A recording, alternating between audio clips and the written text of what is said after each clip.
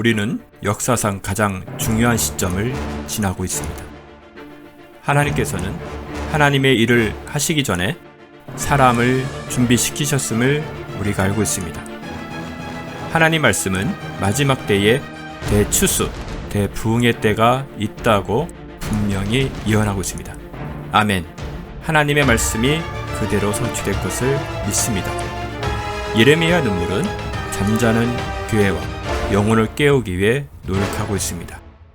이 가슴 뛰는 일에 함께 하길 원하시는 분은 카카오 채널로 연락 주시기 바랍니다. 당신은 위대한 하나님의 사람입니다.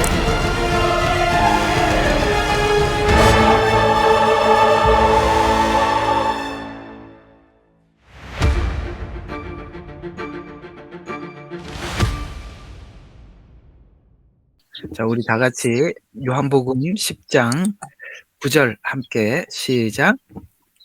나는 그 문이라 누구든지 나를 통하여 들어가면 구원을 받을 것이며 또 들어가며 나오며 초장을 얻으리라.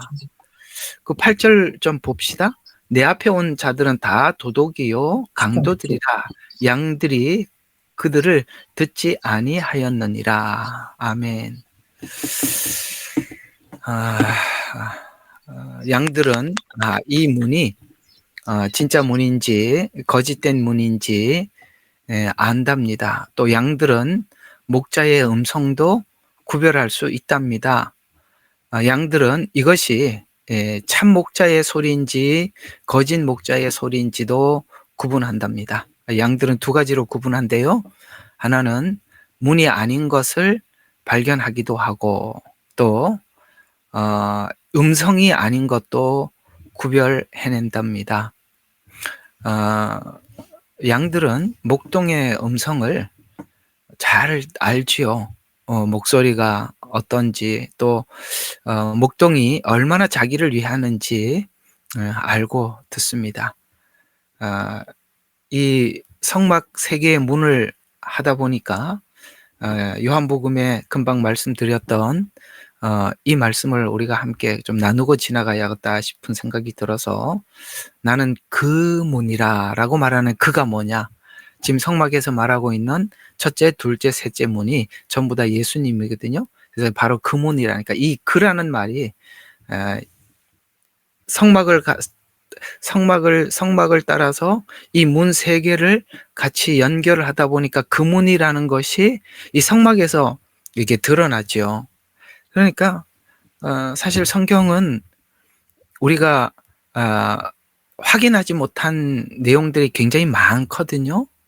확인하지 못하는 부분들은 지금 이렇게 비밀이 숨겨져 있어요. 그러니까 이렇게 비밀이 숨겨져 있기 때문에 이런 걸 하다 보면 여기 말하는 괜히 우리는 문이라 이 말에 요한복음 10장 9절에 나는 문이라라는 그라는 말은 우리가 멀리 어디 딴 데 가고 없죠. 왜냐하면 이 그문이라는 말이 우리가 생각해 본 적이 별로 없고 왜 그라고 표현하는지도 우리가 알지 못했고 뭐 추적해 볼 일도 없었기 때문에 그라는 말이 도대체 뭐냐라고 한다면 오늘은 이 성막에 있는 세 개의 문을 통해서 바로 그 문이다라고 하니까 이 그라는 말이 그 이야기구나. 그래서 오늘 이 그 한 단어, 한 글자지만 이 얘기를 한번 여러분들과 함께 해보고자 합니다. 하다 보니까 참 별의별 거 다 하는 것 같은 생각이 들지 않습니까? 그 문이라는 거 우리가 평생 한 번이라도 생각해 보겠어요? 근데 이게 여러분들 이게 뻘겋게 나오죠. 이게 정말 이렇게 사진 이렇게 나오고 무슨 그 뒤에 무슨 조정을 하는 것 같은데 이걸 어떻게 조정하는지 몰라서 그냥 이렇게 하는데요. 자, 여기 마우스가 여러분들에게 안 보이네. 여기 첫 번째 문, 그 다음에 여기 두 번째 문, 요 세 번째 문, 요 문에 대해서 우리가 한번 생각해 보는데, 자, 오늘은 좀 어떤 쪽에서 보려고 하느냐면은 다시 요한복음으로 다시 돌아가겠습니다. 자, 다시 한번 요한복음 한번 확인하고 지나갑시다. 7절부터 한번 보죠. 그러므로 예수께서 다시 그들에게 말씀하시기를 진실로 진실로 내가 너희에게 말하노니 나는 양들의 문이라. 자, 양들의 문이라고 합니다. 나는 양들의 문이래요. 그래서 또 8절에 보니까 내 앞에 온 자는 다 도둑들이요 강도들이라. 양들이 그들을 듣지 아니하느니라. 10절. 자, 도둑은 오직 도둑질하고 죽이며 멸망시키려고 오지만 내가 온 것은 양들의 생명을 얻고 더 풍성히 얻게 하려 함이라. 12절. 삭구는 목자가 아니요 양들도 자기 양들이 아니므로 이리가 오는 것을 보면 양들을 버려두고 도망치느니라. 그리하여 이리가 양들을 채가고 흩어진다. 왜? 삭군이 그러니까 그 이리가 왔을 때 삭군이 도망치는 것은 그가 삭군이기 때문이다. 그래서 양들에 대해서 뭐가 없어요? 관심이 없다. 이렇게 쭉 설명을 해 가고 있습니다. 예수님께서 이런 말씀들을 가지고 우리에게 충고하는 말씀들은 귀담아 잘 들어야 될 필요가 있는 겁니다. 중요하기 때문에 이렇게 자세하게 우리에게 말씀하고 있는 것입니다.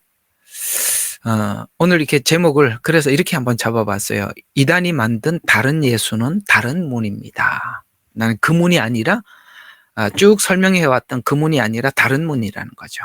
그러니까 우리가 문을 잘못 들어가서, 그러니까 이단은 첫 문부터 잘못 설명을 하고 첫째 문이 잘못 설명이 되면 당연히 둘째 문이 잘못 설명하게 되어 있고 셋째 문이 잘못 설명이 되었기 때문에 우리가 기독교, 정통 기독교에서 말씀하고 있는 복음과 다를 수밖에 없어요. 구원의 문에 대한 구원론도 다를 수밖에 없고 성화론도 달라요. 두 번째 문은 성화론이잖아요. 세 번째 문은 낙원으로 들어가는 문이거든요. 이 모든 게 다 틀리게 되어 있다라는 것입니다. 왜요? 첫째 문부터 잘못 들어갔기 때문에 둘째도 잘못 설명될 수밖에 없고 셋째도 잘못 설명될 수밖에 없다라는 것으로 아마 이거 오늘 다 끝날 수는 없을 것 같고 다음 주까지 그 이단들이 왜 이렇게 잘못된 문을 만들고 다른 예수를 소개하는지, 그들은 왜 우리가 이야기하고 있는 복음과 다른지 그 부분을 여러분들과 살펴보도록 하겠습니다. 이게 자연스럽게 이단에 대해서 공부를 하게도 되는 것이고, 성막이라는 곳에서 우리가 소스를 받아서 이렇게 깊은 내용들을 함께 나누어 볼 수 있겠지요. 우리가 이렇게는 잘 배워보지 않기 때문에, 그냥 예를 들어서 뭐 암흑의 이단에 대해서 뭐 신천지가 이렇기 때문에, 교리가 이렇기 때문에 그냥 이단입니다, 이렇게 우리는 소개는 받았어도 구체적으로 신천지가 왜 그렇게 하는지 이렇게 이 성막 같은 내용을 가지고 설명을 하면 훨씬 더 여러분들에게 확 와닿아요. 왜냐면은 우리가 이단을 공부하는 교리들이 있어요. 여호와 증인 그다음에 또 여호와 증인 몰몬교 이런 것들이 쭉 있는데, 그걸 가지고 여러분들이 그냥 이게 왜 이단인지 막 설명을 하면 우리가 기본적인 기초적인 교리가 없는 상태에서 들어도 그런갑다라고 생각을 하지, 깊이 있게는 이렇게 접근을 못 해요. 근데 지금 우리가 쭉 성막을 배워왔기 때문에 여기서 우리가 차라리 접근을 하면 여러분들이 훨씬 더 정말 가깝게 와닿을 수 있어요. 그래서 오늘은 그런 의미에서 좀 생각해 보도록 하겠습니다. 어쨌든 이제 내용이 점점 깊어져 가기 때문에 계속 이렇게 참여하지 않는 사람들은 중간에 들어오면 이게 자꾸 도태될 수밖에 없어요. 그러니까 어쨌든 저는 여러분 몇 분이라도 계속 지금까지 함께 와주신 거 정말 감사해요. 그러니까 여기까지 오셨기 때문에 이런 설명을 해드릴 수가 있는 기회를 잡을 수 있지.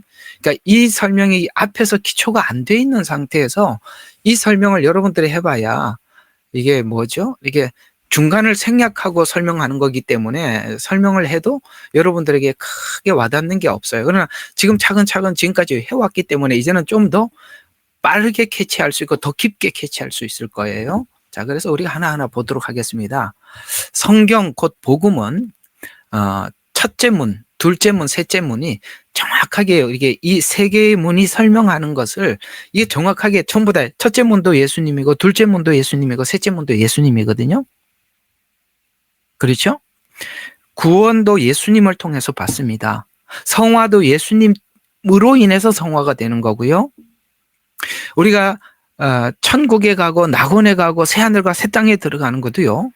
다 예수님 때문에 들어가는 거거든요. 거기서 만약에 다른 게 빠져버리면, 예를 들어서 이단들은 그렇습니다. 야, 첫째 문이 나고 셋째 문도 나다, 이렇게 가는 거예요. 첫째 문도 문선명이고 둘째 문도 문선명이고 셋째 문도 문선명이다, 이렇게 가는 겁니다. 그러니까 문 자체가 다른 문이라 이 말이죠. 그게 오늘 이게 성막을 통해서 한번 저 여러분들과 함께 풀어보자는 것입니다. 자, 오늘 여기 금방 읽었던 요한복음 10장에는 내가 양의 문이다라고 말씀하고 있는데요. 첫째 문에 대해서 일단은 왜곡을 하면 둘째 문, 셋째 문 전부 다 왜곡할 수밖에 없다라는 설명을 한번 해드리도록 하겠습니다. 왜 이단 교리는 다 다른가? 그럴 수밖에 없죠. 첫째, 둘째, 셋째가 다 다르기 때문에 그렇습니다. 자, 일단은 그들은 어떻게 이 문을 왜곡시키는지, 그 문이 아닌지 한번 보도록 하지요. 첫째 문은 구원을 만민 사랑으로 왜곡해서 종교 다원주의를 만들거나 여러 가지로 만들어낼 수 있다는 것이죠. 뭐 여러 가지가 있는데 여러분들이 이해하고 평상시에 이해하고 있는 대로 설명을 하면 만민 구원, 하나님의 공의는 빠져버리고 하나님의 사랑, 그래서 만민 사랑, 이렇게 하면 첫째 문 자체가 뭡니까? 종교 다원주의로 열 수밖에 없는 길이 열린 거죠. 그러니까 첫째 문이 잘못 설명이 됐다면 둘째 문도 당연히 잘못 설명될 수밖에 없는 거고, 셋째 문은 말할 것도 없는 것입니다. 다시 한번요. 첫째 문이 잘못 설명되면 둘째 문이 잘못 설명될 수밖에 없고, 셋째 문, 특별히 마지막 재림은 잘못 설명될 수밖에 없다. 요거 잘 기억해 주십시오. 그리고 왜 사람들이 지금 재림이 임박했는데 왜 이런 말을 하지 않느냐? 첫째 문, 둘째 문 다 잘못됐기 때문에 앞에서 잘못 꼬였다는 거예요. 우리 속담으로 표현하자면 첫 단추가 잘못 끼인 겁니다. 자, 그래서 이렇게 첫째 문을 왜곡하면 구원을 공의와 차별로 왜곡해서, 이제 이런 말들은 나중에 이단들이 어떻게 각색을 했는지 뒤에 가서 설명을 해드릴게요. 일단은 우리가 개념부터 좀 잡아봅시다. 자, 구원을 공의와 차별로 왜곡해서 신자들을 겁박하는 데 씁니다. 이 첫째 문. 여러분들이 복음을 모르면, 또 복음에 대한 확신이 없으면 마음에 두려움이 마음 한쪽 구석에 남아있게 되고요. 마음 한쪽 구석에 남아있는 두려움은 내 발로 이단을 찾아가게 만드는 겁니다. 스스로 이단을 찾아가게 만듭니다.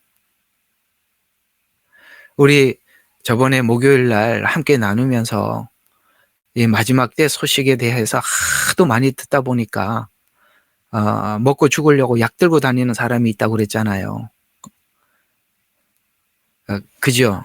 혹시나 앞으로 너무너무 내가 감당할 수 없는 환란이 오면 미리 죽어버리려고 약을 속에 품고 다닌다는 사람이 있다고 하지 않습니까? 여러분, 그게 남의 이야기가 아니에요. 하나님에 대해서, 하나님의 구원에 대해서, 하나님의 은혜에 대해서 확고한 성경적 이해가 없으면요, 이 구원에 대해서 두려울 수밖에 없어요. 그래서 이단들이 생겼을 때 여러분, 그냥 대충 신앙생활하는 사람이 가는 게 아니라 뭔가 열심히 진리를 찾으려고 하는데 찾지를 못한 사람들이 글로 가 있는 거예요. 우리가 생각할 때는 옛날에 그렇게 신앙이 좋았던 게 아니라 두려워서 옛날에 그렇게 신앙이 좋은 척 했던 거예요. 무서워서. 혹시나 잘못하면 큰일 날까 봐. 근데 우리는 그게 신앙이 좋다라고 잘못 오해를 하는데, 우리가 신앙이 좋은 사람에게 잘 살펴봐야 돼요. 두려움 때문에 신앙이 좋은 건지, 정말 하나님이 좋아서 신앙이 좋은 건지, 똑같이 신앙이 좋아 보여도 두려움인지 정말 하나님이 감사하고 하고 그 은혜를 말할 수 없어서 우리가 신앙이 좋아 보이는지는 다르다는 것이에요. 근데 분명히 전자는 이단을 찾아갈 수밖에 없을 겁니다. 앞으로 그럴 겁니다. 뭐 아니면 약을 들고 다니든지 이단을 찾아가든지 둘 중에 하나 하겠죠. 차라리 모르는 이방인들이야 그런 거 안 하겠지만, 그렇게 지금 평상시에 복음을 담고 여러분들이 복음 안에 들어오는 것이 그렇게 중요한 것입니다. 어려운 이야기라 할지라도 여러분들이 소화를 하시고 더 깊이 있게 예수님을 알아가야 하는 것입니다. 그래서 이제 첫째 문에 대해서 왜곡해서 신자들을 겁박하지요. 그래서 자신들의 어떤 그룹 안에 들어오지 않으면 구원받지 못할 것 같은 자로 위협용으로 사용하게 됩니다. 이 첫째 문. 이렇게 해야 구원을 받아. 네가 너 스스로 구원을 받을 수 없어. 그러니까 내가 이렇게 우리가 시키는 대로 이렇게 해야 구원을 받는다. 이렇게 얘기를 하죠. 그럼 첫째 문이 잘못되면 당연히 둘째 문이 잘못될 수밖에 없죠. 당연하죠. 그건 뭐 말할 것도 없는 것이죠. 그래서 둘째 문에 대해서 왜곡되이 설명해서 본래 성도들의 성화의 생활이라는 것이 예수 그리스도의 은혜를 기본으로 한 그 은혜 위에 말씀 중심의 생활, 그 은혜 위에 기도 생활, 그 은혜 위에 빛된 생활, 이렇게 살아가야 할 힘이, 우리가 성막을 보면 번제단에서 받은 은혜가 성화, 물두멍에, 아시겠어요? 우리의 성화를 좌우하게 되는데, 첫째 문이 번제단에 대한 설명이 잘못되면 성화가 어떤 교주를 위한 성화가 된단 말이죠. 그들이 원하는 사람이 되어간다는 것이죠. 그래서 세상에 이웃에 빛된 성도로 살아갈 힘과 힘이 번제단과 같은 십자가의 은혜와 은총으로 사는 것이 신자의 삶이라는 것을 설명해 주지 않으면 대부분이 종교인이 되거나 율법주의자로 전락하게 되지요. 이건 첫 단추가 잘못 끼면 두 번째 단추는 당연히 잘못 끼게 되는데, 결국에는 어디 가서 이 셋째 문이 정확해야 되거든요. 그러니까 셋째 문은 첫째와 둘째 문이 정확하게 설명이 되어야만이 셋째 문이 정확하게 설명이 되는데, 이상하게 셋째 문이 잘못된 거는 첫째와 둘째가 잘못됐다라는 증거라는 것이에요. 첫째와 둘째 문이 잘못 설명이 되면 셋째 문. 그래서 부활론도 다르고 낙원론도 다르고 재림론도 다르고 천년왕국도 다르고 새하늘과 새 땅도 다 다른 거예요. 그래서 앞에 첫째 문에 대한 설명이 잘못되었거나 둘째 문에 대한 설명이 잘못되면 셋째 문에 대한 설명은 분명히 잘못되게 되어 있다. 셋째 문이 의미하는 것은 바로 하나님 앞에 나가는 거거든요. 바로 부활, 재림, 낙원. 지금 우리가 낙원을 하다가 이 얘기했잖아요. 낙원에 대해서 저번 주에 쭉 설명을 했죠. 그 다음에 천년 왕국, 새하늘과 새 땅, 그러니까 미래에 대한 이야기들이죠. 앞으로 미래에 부활이 어떻게 되며 예수님의 미래에 어떻게 재림을 할 것이며, 아시겠어요? 천년 왕국은 어떤 것이고, 이런 이야기들이 성경적이지 않는 것은 이미 뭔가 잘못된 목적을 가지고 왔다는 거예요. 그러니까 우리가 이런 부분에 대해서 잘못 설명을 하고 있다면 아예 처음부터 잘못됐다라고 보셔야 돼요. 이것만 잘못된 게 아니라 앞에 내용이 전부 잘못되었기 때문에 이게 잘못됐다는 거예요. 이걸 만약에 제가 이게 성막을 통해서 설명하지 않고 그냥 막 이렇게 설명을 하면 여러분들이 그게 뭔가 근거가 없이 자꾸 설명을 하면 사람들이 맹송맹송 하잖아요. 근데 이게 문을 정확하게 딱 3개를 두고 설명을 하니까 진짜 와닿지 않아요? 왜 부활론이 잘못됐냐? 왜 재림론이 잘못됐냐? 왜 7년 환란 이게 잘못됐냐? 앞에 게 잘못됐다는 거예요. 초림복음이 잘못되면 재림복음은 틀려질 수밖에 없다라는 것입니다. 그래서 앞에 왜곡된 결과이기 때문에 그렇습니다. 그래서 이단을 판별하기 위해서는 이 셋째 문이 지적하고 있는 미래에 있을 부활, 천년왕국, 새하늘과 새 땅에 대한 설명을 그들이 어떻게 설명하는지 확인하면 가장 빠르게, 그러면 그것만 잘못된 게 아니라 앞에서 잘못됐다라고 처음부터 다시 추적해서 보면 뭔가가 어떤 의도를 가지고 끌고 오고 있다는 거예요. 종교다원주의 만들려면 앞쪽을 틀어야죠. 첫째, 둘째 문을 잘못 왜곡시켜야 종교다원주의가 이루어지는 겁니다. 예, 다 그렇게 연결이 되어 있다는 것입니다. 각 이단은 낙원에 대한 이해와 성경과 분명히 다른 견해를 가지게 됩니다. 낙원, 천년왕국, 새하늘과 새 땅, 즉 미래에 대한 교리가 다른 이유는 그들이 어떤 원하는 바를 그들이 원하는 거, 신천지가 원하는 게 있고 여호와 증인이 원하는 거, 몰몬이며 원하는 게 있다는 거예요. 그래서 자기들이 원하는 것을 자기들이 원하는 어떤 것을 해야 되기 때문에 그들의 교리에 끼워 맞춰야 하기 때문에 그렇게 바꿀 수밖에 없다라는 것이죠. 그래서 구원, 부활, 승천, 재림에 대한 교리 중에 선명하게 틀린 교리가 있는데 이단마다 원하는 방향이 있기 때문입니다. 결국 앞의 교리가 달라지게 되면 뒷부분의 교리는 달라질 수밖에 없는데 특별히 어느 부분에서 확고하게 달라지냐, 이거는 도착 지점이잖아요. 그렇죠. 재림과 천년왕국과 새하늘과 새 땅은 우리 신앙의 종착역이잖아요.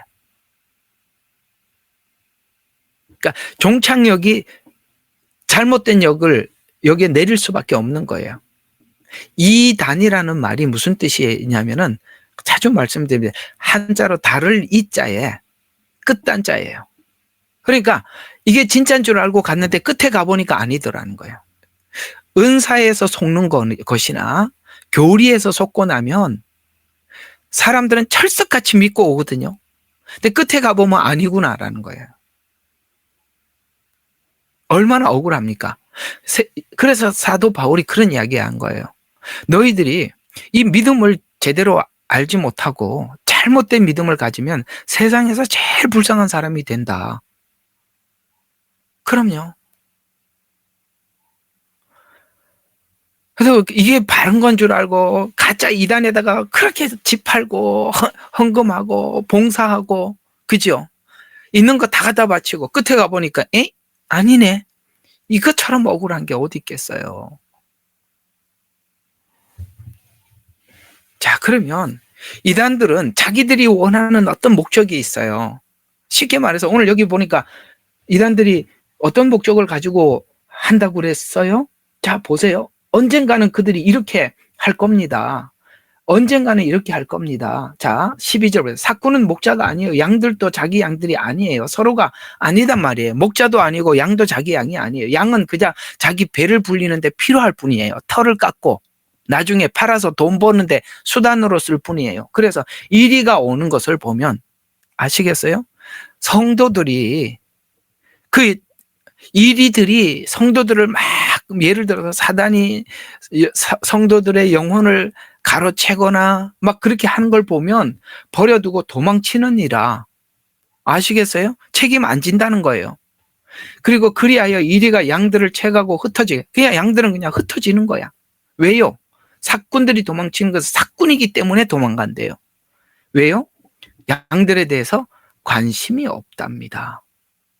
근데 여기 삭군들 아래에 있는 양들은 얼마나 불쌍해요. 근데 왜 삭군 아래에 있는 양들은 왜 여기서 삭군에게 빠져나오지 않고 삭군에게도 양이 있다고 말을 한 거예요. 삭군에게도 양이 있대요. 이단을 따르는 잘못된 성도들도 있다는 거예요. 왜? 여기 삭군의 양들도 있다고 말을 하니까. 그러면 오늘 여기 다시 앞으로 가봐요. 자, 5절 한번 봅시다. 어디서부터 봐야 될까요? 4절부터 보면, 자, 그가 자기의 양들을 이끌어낸 후 양떼 앞에서 걸어가면, 자, 양떼 앞에서 걸어간대요. 진짜 목자는 양떼 앞에서 걷는데요. 본을 보인다 이 말입니다. 예수님이 본을 먼저 보여주셨죠? 앞에서 걸어가면 양들은 그를 따라간다는 거예요. 그러면 하나님이 세운 목자는 예수님이 이렇게 갔으니까 우리도 예수님이 가셨던 이 길을 갑시다 라고 말하는 게 진짜 목자장이 보낸 목자라는 거예요. 그리고 본을 보이려고 애를 쓴다는 것이죠. 그래, 양들이 그를 따라가는 이는 양들이 그의 뭐를 안다고요? 음성을 안대. 예수님이 어떤 길을 가셨고 예수님이 여러분과 저에게 어떤 은혜를 베푸셨는지 안 돼요. 그렇게 예수님께서 우리에게 하신 대로 하셨던 일들을 말하지 않는 다른 이야기를 하는 사람이 사꾼이라는 거예요. 그래서 양떼들은 목자의 음성을 안다는 것은 예수님께서 여러분 각 개개인에게 무엇을 하셨는지 안다는 거예요. 여러분들이 예수님께서 여러분 각자에게 뭘 하셨는지 알잖아요. 근데 설교하는 사람의 설교를 들어보면 저 사람은 지금 예수님이 우리에게 하신 대로 설명하지 않네? 예수님이 우리에게 원하는 대로 말하지 않네? 이걸 여러분들은, 성도들은 그걸 여러분들이 알아채야 한다라고 성경은 말하고 있는 거예요. 왜요? 양떼들은 목자의 음성을 안대요. 그래서 하나님 그 세운 목자가 그 보낸 목자장의 말을 하는지 아니면 엄한 자기 이야기를 하는지 여러분들이 분석을 해야 되는데 양떼들은 그걸 안대요. 쉽게 말해서 복음을 안다 이 말이에요. 저 사람이 복음 아닌 메시지를 전하는구나. 복음을 전하는구나 라고 안돼. 근데 왜 거짓 목자를 따라가느냐?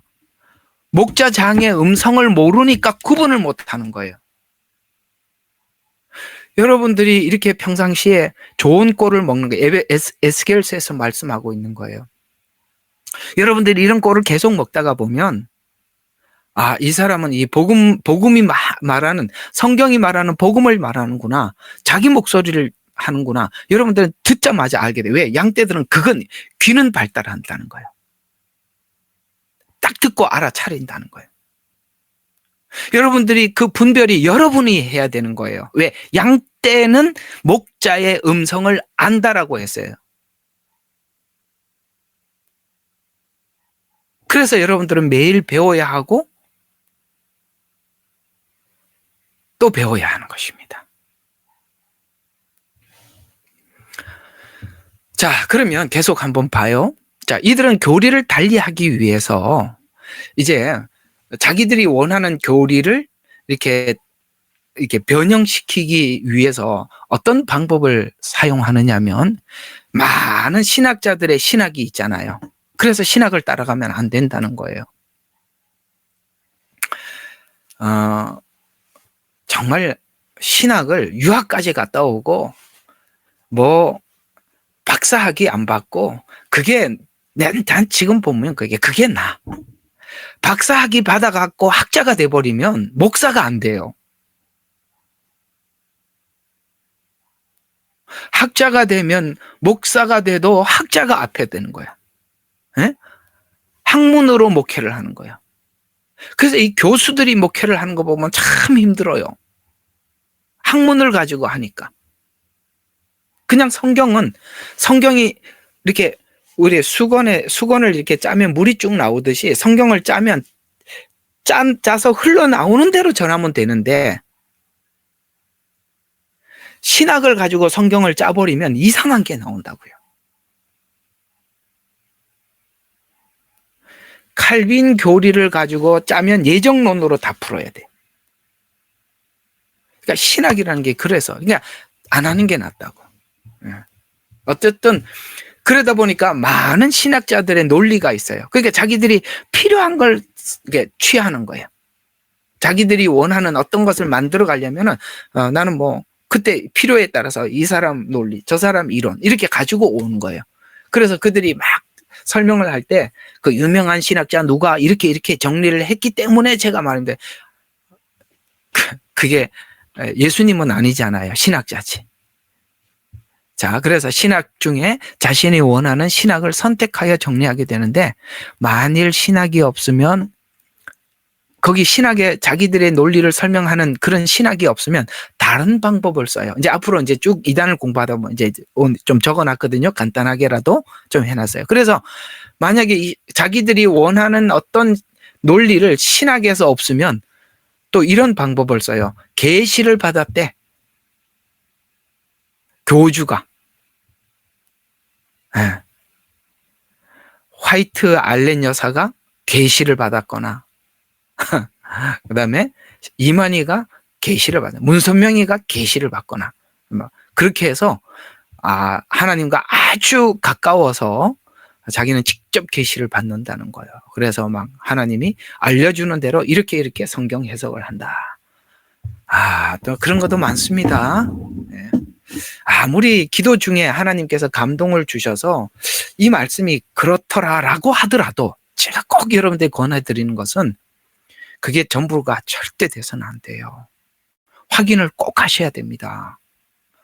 제가요, 기도하는데요, 요한복음 10장에 그 문이, 하나님께서 그 문을, 환상을 보여주시는데 그 문이 이 문이라고 보여주더라고 딱 깨달아지더라는 거예요.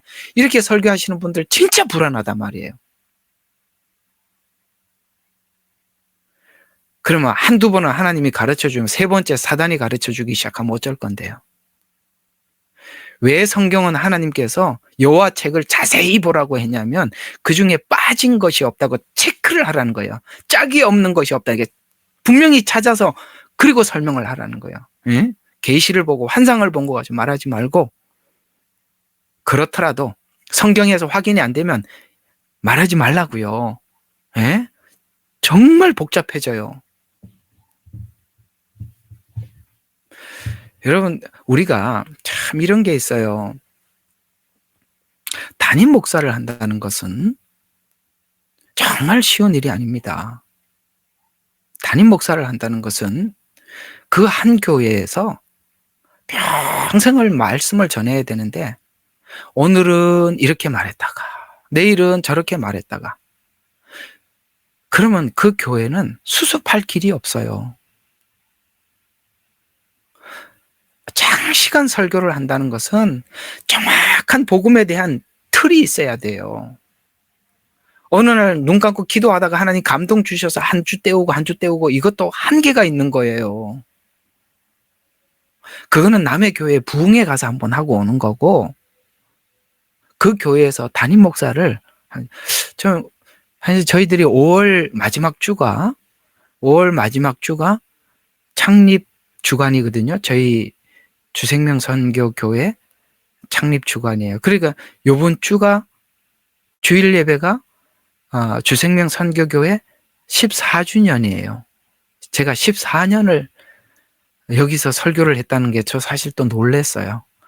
또 거의 일주일에 지금 하는 식으로 거의 해왔거든요. 그보다 전에는 조금 덜 하기는 했지만, 와, 내가 14년을 계속 이렇게 설교를 해왔구나. 7번? 13주년이에요? 나는 14주년 줄 알았습니다. 일을 더 하려면 나이가 한 살 더 먹을 뻔했네요. 그렇게 쭉 오랫동안 설교를 하고 그 내용이 충돌되지 않으려면 딱 틀이 있는 상태에서 하지 않으면 안 되는 거예요. 그래서 뭐를 담임을 하는 게, 빨리 하는 게 중요한 게 아니라 분명히 내가 전할 복음에 대한 틀을 준비해 놓고 해야 되는 거예요. 자, 이렇게 해서 한번 어쨌든 봅시다. 자, 그래서 계시를 받았다. 그러면 또 아니면은 또 계시를 받았다 하면 누가 또 궁시렁거릴 거 아니에요. 계시, 그건 믿을 수 없다. 그럴 거 아니에요. 그러면 또 외경을 가져와. 그게 또 천주교에서 또 이런 걸 쓰는 거예요. 왜? 자기들이 연옥설 이런 걸 하려고 하니까 성경하고 안 되거든요. 그러니까 또 외경을 쓰는 거예요. 또 하나는 자기들이 가지고 있는 어떤 권위 있는 책, 그 성경을 푸는 어떤 틀을 가지고 있어요. 몰몬 교회도 있고, 그 다음에 여호와 증인도 있습니다. 바수대라는 이런 책들이나 이런 것들이 다 성경과 권위가 동등한, 혹은 성경보다 더 권위 있는, 그들은 그렇게 이야기를 해요. 성경보다 더 권위 있는 책이라고 이야기를 해요. 그러니까 이걸 가지고 성경을 풀어야 된다는 거예요. 이 틀을 가지고. 그러니까 아시겠어요? 어떤 신학자들의, 권위 있는 신학자들의 학문을 가지고 들어오든지, 그러면 한번 의심을 해야 된다는 거예요. 아니면은 내가 기도하는데 하나님이 이렇게 계시를 보여줬다. 그 말도 의심하라는 거예요. 또 하나는 성경 이외에 외경을 가지고 온다든지, 아니면 성경 이외에 다른 어떤 권위 있는 책을 가지고 한다든지, 벌써 이게 있다는 것이 제가 정말 존경했던 그 목사님 지금 이제 소천하시고 제게 이렇게 복음을 열어주셨던 분이 정말 이걸 저희들한테 너무 잘 설명을 해주셨는데, 뭐 예를 들어서 외경을 가지고 있다든가 아니면 성경 이외에 다른 성경을 가지고 뭐 이렇게 뭐 예를 들면 몰몬경 뭐 이렇게 했다면 그걸 이렇게 바꿔서 읽으래. 그 목사님이 너무 정확하게 설명해 주죠. 이단 증명서 이렇게 읽으라는 거야. 몰몬경 이렇게 동조하지 말고 이단 증명서. 파수대 그러면 이단 증명서 이렇게 보라는 거예요. 맞지요? 그 이단 증명서죠.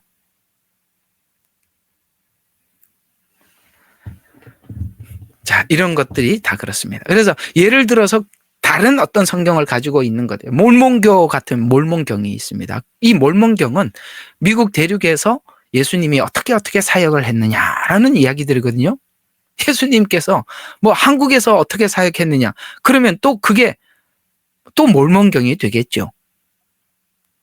그건 미국에서 하나님께서 어떻게 미국에서 복음을 전파했느냐. 청교도들이 가서 어떻게 했느냐. 그건 하나님이 하셨던 일이지요. 그게 경이 될 수는 없죠. 암흑의 경, 성경과 같은 경이 될 수는 없는 거예요.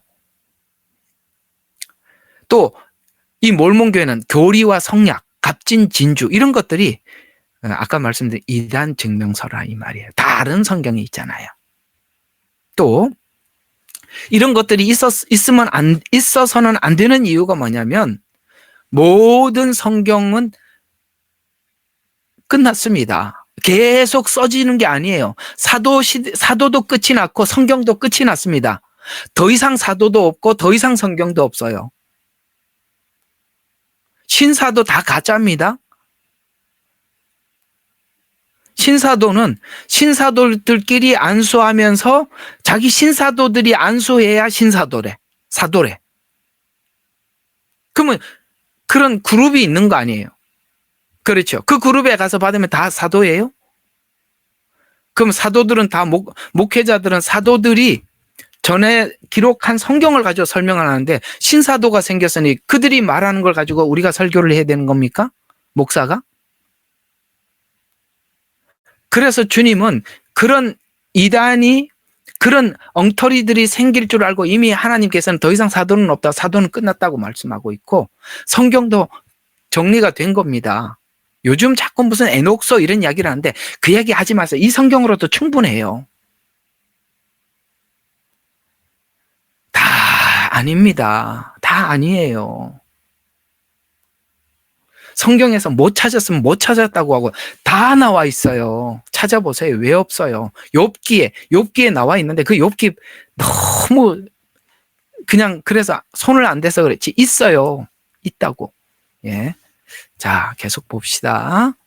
여호와 증인은 깨어라. 파수대. 왜 이런 책이 필요할까요? 그렇습니다. 지상낙원을 주장하려고 하니까 성경은 지상낙원이 아니거든요. 새하늘과 새 땅이 있거든요. 그걸 거부하려고 하니까 성경에는 자꾸 그런 이야기가 있으니까 이런 깨어라 파수대 이런 거 가지고 자꾸 보충하는 거예요. 자기들의 교리에 맞춰 나가기 위해서. 신천지도 그렇습니다. 계시록의 비밀을 이만희에게 가르쳐 줬대. 그래서 계시록은 이만희가 해석하는 대로 해야 된다는 거야. 딱 한마디로 아주 사악한 이단입니다. 천주교가 외경을 사용하지요? 그리고 전통을 고수합니다. 전통적 해석. 그래서 이 천주교는 전통적 해석 이런 말들을 많이 합니다. 또 하나는 교황은 무오해서 교황이 성경 해석하는 거는 전부 다 오류가 없대.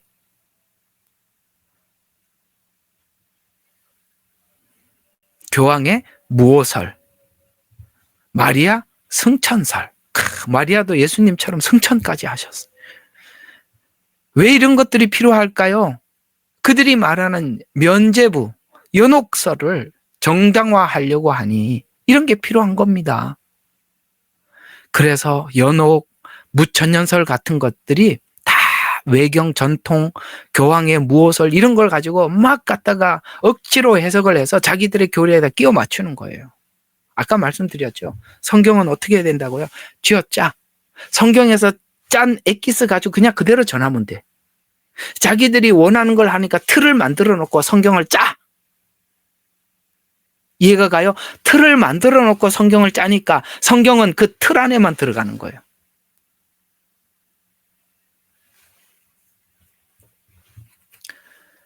예, 안 보여도 이해를 잘 하고 있는 줄 알고 지나갑니다. 자, 그래서 또 자신들이 주장하는 왜곡된 내용을 정당화하기 위해서는 성경에서 그 근거를 제시해야 하는데, 때로는 성경에서 이제 근거를 제시하는데 과장하거나 어떤 내용을 과장하거나 왜곡하는 해석을 선택합니다. 그래서 이제 가장 많이 쓰는 단어들이 영적 해석 이런 말들이에요. 영적으로 보면 나는 영적으로만 성경을 해석한다. 이렇게 하는 겁니다. 영적 해석을 하는 사람들에게는 문맥으로 싸워야 돼요. 문맥으로. 아셨죠? 잘 기억해 주세요. 자, 영적 그러면은 문맥을 가지고 덤벼들으라고요. 아시겠죠? 그러면 됩니다. 그래서 과장하고 왜곡하는 것을 발견할 수 있는 증거는 문맥을 무시한 해석을 한다는 것입니다. 그래서 이단들이 제일 무서워하는 게 뭐냐면 어떤 성경 구절을 딱 자기들이 원하는 거 성경 구절만 뽑아내거든요. 그래서 그 사람들이 하는 방식이 뭐냐면은 성경의 구절, 예를 들어서 구절을 많이 쓰지 않아. 많이 써봐야 한 3구절, 2구절밖에 안 써. 대부분 한 구절, 2구절만 사용해요. 왜? 자기들이 원하는 걸 여기서 짜집기 하고 저기서 빼내고 여기서 캡치하고 저기서 캡치를 해야 되니까 캡치해서 쓰니까 한두 구절밖에 못 써요. 그러면 캡치를 딱 할 때 붙잡아. 자, 딴 성경 구절로 넘어가려고 그러면 딱 붙잡아. 자, 그러면 당신이 말씀하신 이 말씀은 성경이 지금 무슨 말씀을 하다가 이 말씀이 나왔는지 앞에 문맥하고 연결을 좀 시켜서 설명해 주시오. 그러면은 금시초문이 한 번도 들어본 적이 없기 때문에 말을 절대 할 수가 없어요. 여러분 가정에 이단이 있는 분들 성경 구절을 가지고 딱딱 찍어서 설명을 할 때 스톱! 이 성경 구절이 무슨 말을 하다 나오는지 앞에 하고 뒤에 하고 연결시켜 주세요. 그렇게 하면 제가 공감하겠습니다. 그러면은 이거 무슨 내가 어떻게 설명을 해야 되지? 가장 당황하는 겁니다. 이단들이 와서 딱 설명을 하자 그러면은 딱 문맥을 가지고 딱 붙잡고 늘어지잖아요. 다 도망가요. 한 번도 자기들이 문맥을 연결시켜 본 적이 없거든요. 그래서 문맥을 무시하고 어떻게 한다고요? 딱 필요한 성경 구절만 뽑아서 한다. 그래서 그래서 성경 전체 흐름과 달라. 첫째 문이 이야기하는 것, 둘째 문이 이야기하는 것, 셋째 문이 이야기하는 것은 성경 전체의 맥을 쭉 문을 설명을 하고 있는데 그들이 이야기하는 것은 성경 전체의 흐름과 달라. 성경 전체가 말하고자 하는 내용과 다른 방향이 돼. 목적지가 다르기 때문에 흐름이 달라. 또 문맥과 다르고 각 장이 설명하고자 하는 강조점인데 강조점도 달라요. 제가 이제 은연중에 여러분들이 자꾸 이런 데 익숙해져 가셔야 돼요. 로마서 설명하면서 강해를 해드리고 있잖아요. 그죠? 로마서 설명하면서 강해를 하다 보니까 저번 주 설명하고 이번 주 설명하고 다음 주 설명이 계속 이렇게 연결이 이렇게 고리가 채워지지요. 그러니까 고리가 채워지기 때문에 여러분들이 전체를 보는 시각이 나도 모르게 여러분들이 생겨가는 거거든요. 시편도 그래요. 시편도 끊어진 1편, 2편, 3편이 끊어진 게 아니라 1, 2, 3편이 연결되어 있다는 걸 알고 시편 전체가 연결되어 있으니까 자꾸 이렇게 연결을 자꾸 시켜드리는 이유가 그겁니다. 그걸 연결시키다 보면 각 장이 따로 떨어져 있는 게 아니라 1장을 설명하고 1장에서 설명하고 그다음에 1장은 2장을 준비하고 있었던 거예요. 시편도 그렇게 돼 있어요. 2편을 설명을 하면 2편은 1편하고도 설명이 되고 다음 3편하고도 연결을 준비하고 있는 겁니다. 이렇게 쭉 연결이 돼 있다 이 말이에요. 66권이 체인처럼 그렇게 연결이 돼서 각 장이 그렇게 돼 있고 각 절이 그렇게 돼 있고 각 권이 그렇게 돼 있어요.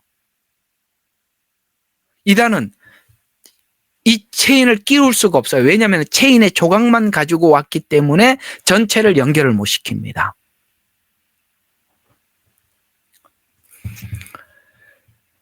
그래서 강해를 들어보지 않고는 좀처럼 그들이 과장하는 것이나 혹은 왜곡하는 것에서 왜곡하는 해석을 발견하기가 어려운 거예요. 그래서 여러분들이 이 강해의 장점이 뭐냐면 여러분들이 계속 강해를 듣다가 보면 나도 모르게 여러분들에게 뭐가 생기느냐면 성경 전체가 말하고 싶은 성격이 뭔지 그냥 나도 모르게 자꾸 그게 이렇게 여러분들에게 자꾸 쌓이는 거예요.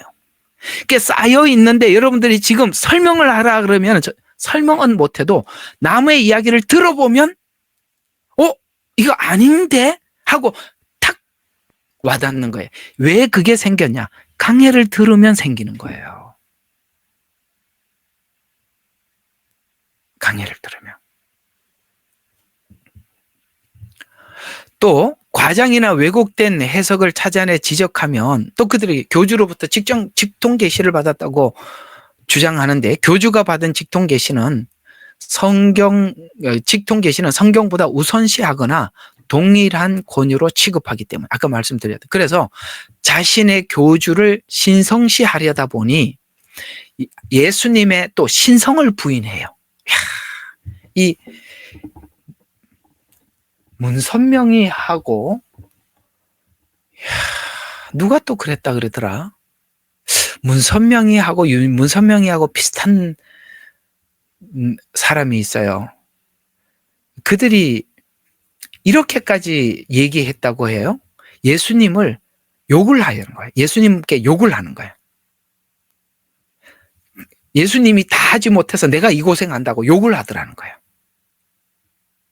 예수님이 구원을 하다가 말아가지고 내가 이 고생한다고 욕을 해대더라는 거예요. 인간이요, 이렇게까지 갑니다. 우리한테는 너무너무 이상한 이야기지만 인간이 교만해지면 그렇게도 될 수 있어요.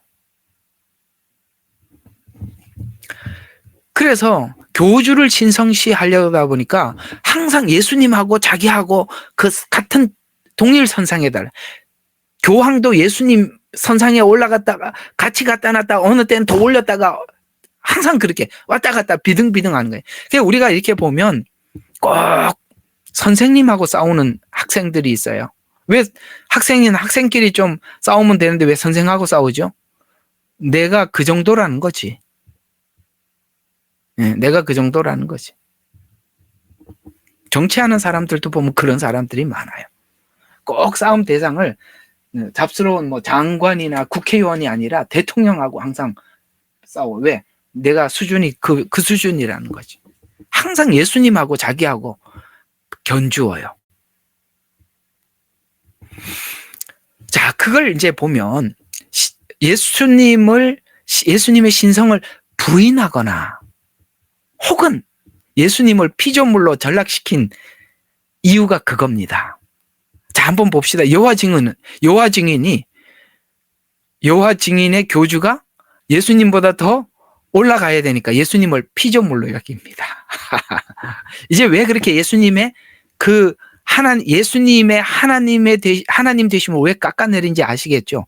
자기 교주가 그 자리에 올라가야 되기 때문에 예수님을 피조물로 전락시키는 것입니다. 그래서 그저 예수님은 피조물 정도 혹은 미가엘 천사장과 동일한 정도로 취급합니다. 여호와 증인이. 통일교 문선명이는 뭡니까? 아까 이 문선명이가 아까 예수님에 대해서 욕을 했다 그랬죠? 예수님의 사역이 실패로 끝나서 자기가 이 고생한다는 거예요. 그래서 자기가 그 사역의 완성자라는 거예요. 가정연합을 통해서 완성한대. 참 점잖해 갖고 욕을 안 해서 그렇지.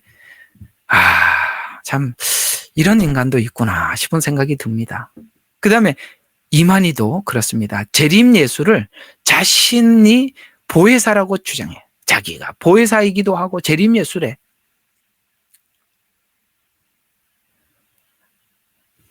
왜 이런 일들이 일어날까요? 그렇습니다. 사단이 뭐라고 이야기합니까? 하나님 보좌까지 올라간다는 거예요. 사단이 하나님 보좌에까지 올라간대요. 딱 사단의 속성이 교주들을 통해서 그대로 흘러나는 것입니다. 그럼 이 교주들은 교주에게 영광을 돌려서 누가 영광을 받는 거죠? 사단이. 그러면 이 교주들은 누가 세워놓은 거예요? 우린 영적으로는 쭉 보면은 예수님 자리에 이들이 올라가 있거든요. 그렇죠? 근데 사단은 영물이라 자기가 직접 나타낼 수는 없으니까 사람을 앞에다 세워놓고 자기가 뒤에서 영광을 받는 거예요. 그럼 이들은 누굽니까? 사단이 세운 자들이에요. 여기 아니라고 얘기할 사람 누가 있어요? 사단이 세우는 겁니다. 하나님 교회도 그래요. 이 안산홍이가 세웠네. 이거 유독 왜 우리 한국에는 이렇게 이단이 많은지 모르겠어요. 왜 그럴까요? 한국 사람들이 그만큼 성경도 안 보고 그저 누가 옳다 그러면 그저 따라다니는 이런 습성을 저는 이렇게 지금 저희가 이제 호주에 살고 있지 않습니까? 호주 사람들은요 굉장히 냉철해요. 이 백인들은요 굉장히 논리적입니다. 누가 무슨 말을 한다고 그냥 이렇게 안 받습니다. 확인을 꼭 합니다. 사도행전에도 보면 베레아 사람들은 데살로니가 사람보다 훨씬 더 신사적이에요. 여러분들 신사적인 신앙이 뭔지 아십니까? 말씀을 듣고 그런가 하여 말씀을 다시 돌아보는 겁니다. 그래야 이단에게 속지 않아요. 우리는 누가 말을 하고 나면 저 사람 말은 틀림이 없겠지 하고 다 믿어요. 제가 한 말들도 여러분들이 공부를 다시 하셔야 되는 거예요. 여러분 것으로 만드셔야 돼요.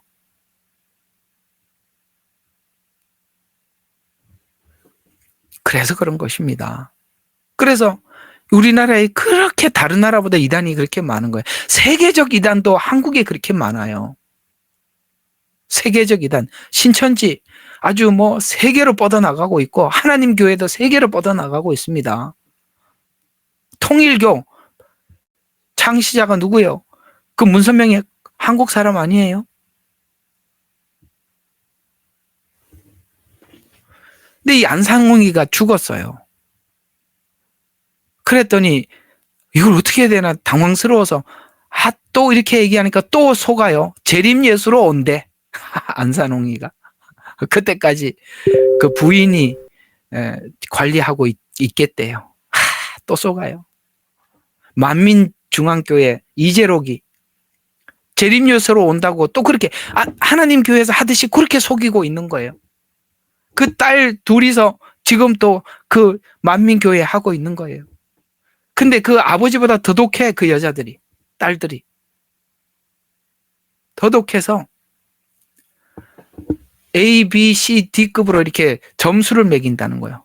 D급 되면 사람들이 어떡하겠어요? 말 안 들으면 D 주는 거예요. 학점 주듯이.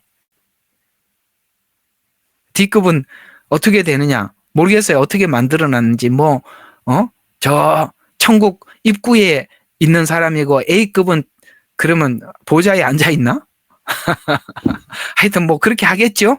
예, 이단들이 쓰는 수법들이 다 그거니까 아마도 무슨 방법이 있을 겁니다. 뭐 거기까지는 연구를 안 해봤습니다. 자, 계속 봅시다. 교주와 시간이 많이 갔네요. 예수님이 동등해야 하기 때문에 예수님을 축소할 수밖에 없고 예수님을 축소하다 보니 예수님 죽음과 부활을 온전한 구속의 완성으로 인정하지 않고 자신들이 주장하는 다른 방식을 통해서 구원을 주장하게 돼. 그래서 자기들이 만든 구원의 방법이 있어요. 요렇게 해야 돼.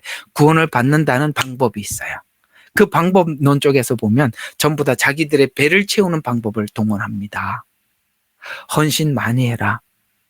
전도 많이 해라. 신천지도 14만 4천이 차버렸어요.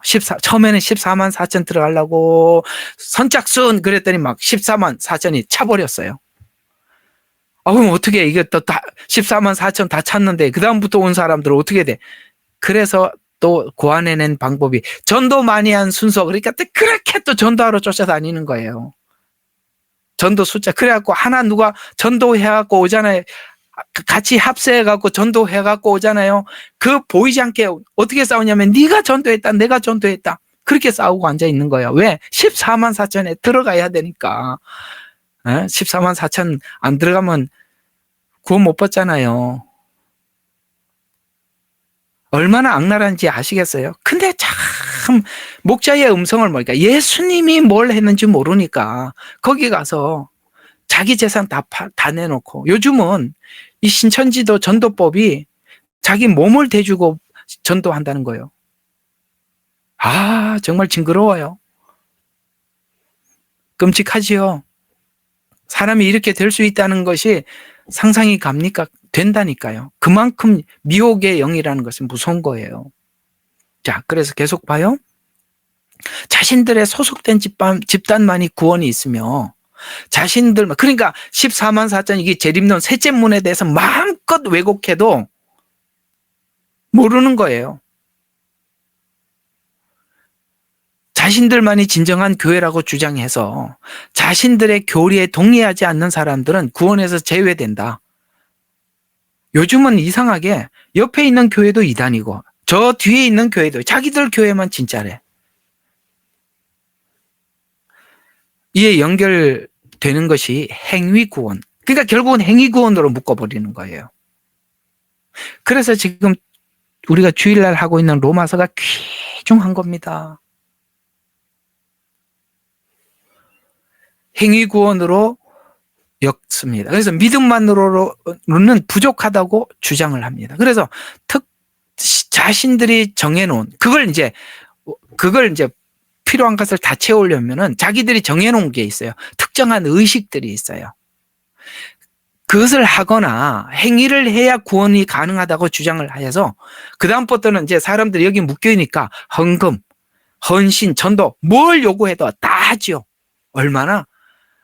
속으로 얼마나 웃고 있겠어요. 14만 4천 전도한 순이다. 그러니까 막 길을 쓰고 전도하러 다니는 거 보고 뒤에서 팔짱 끼고 얼마나 웃겠어요. 진짜 재밌다. 그러고 앉아있지 않겠어요? 그죠? 예.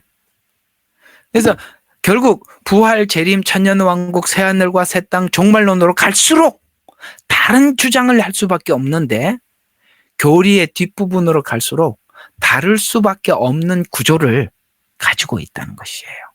자, 오늘은 여기까지만 하도록 합시다. 자, 우리 다시 한번 정리를 해보도록 합시다.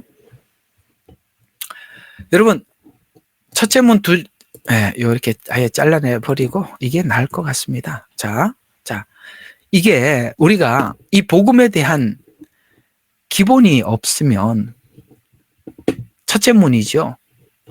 오늘 이야기했던 이 금문에 대한 이 기본이 없으면 당연히 둘째 문에 대한 왜곡도 이루어지는 겁니다. 세 번째 문은요, 말할 것도 없는 겁니다. 신자들은, 성도들은, 예수를 믿는 사람들은 내가 믿는 믿음이 성경과 일치하는지 확인하고 싶어 해요. 이단에 간 사람들도 확인하고 싶어 해요. 근데 그 확인을 어떻게 했다고요? 그 확인을 자기들이 원하는, 그래서 여러분, 우리 신천지가 처음에 가장 많이 썼던 게 비유풀이에요. 아시죠? 그래서 씨 뿌리는 비유 들어보면 신비롭거든요.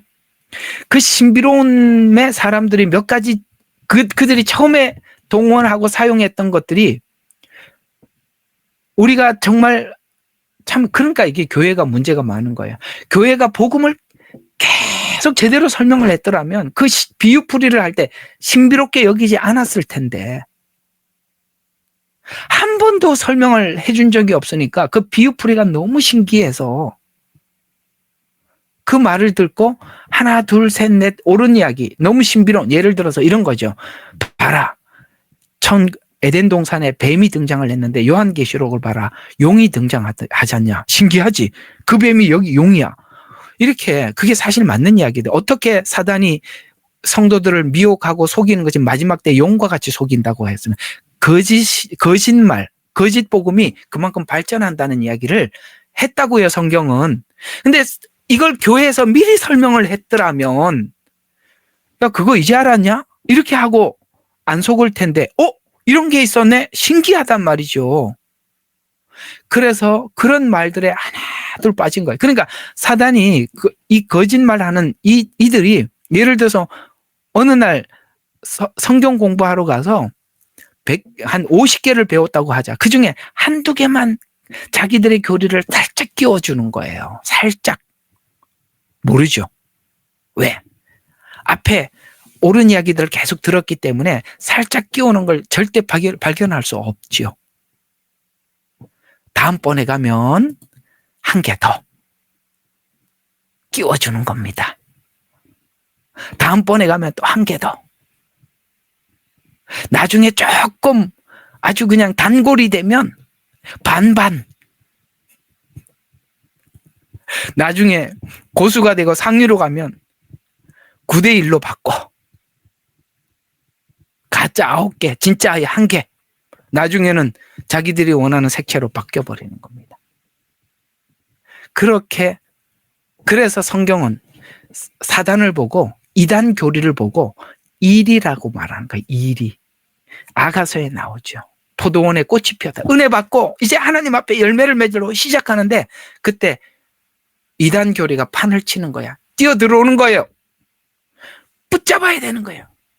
여러분들이 이게 진짜 복음이라고 하면은 계속 배우셔야 되는 거예요.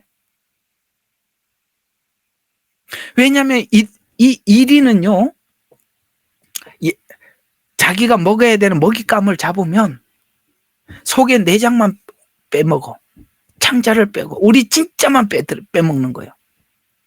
사단은 우리가 받았던 이 진짜 복음을 교묘하게 바꿔서 그것만 빼가는 거예요.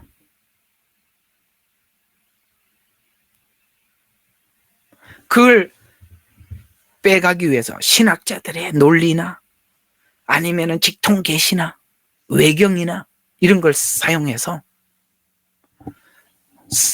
사람들이 확인하자고 들어올 때 그렇게 쓰더라. 또 하나, 성경을 풀더라도 문맥으로나 성경 전체의 관점이 아닌 성경 구절을 뽑아서 쓰더라. 그래서 뽑아서 쓰면 요놈 가짜구나 이래 생각하면 되고, 또 이단 증명서 딱 보고 이단이구나 알으셔야 되는 거예요. 예, 마지막 때 배교가 일어날 겁니다. 여러분 각 개개인이 공격받을 겁니다. 지금 준비하셔야 되는 것입니다. 기도하겠습니다. 하나님, 오늘 요한복음 10장 9절에는 나는 그 문이라. 누구든지 나를 통하여 들어가면 구원을 얻을 것이며 또 들어가며 나오며 초장을 찾으리라 말씀하셨습니다. 그 문.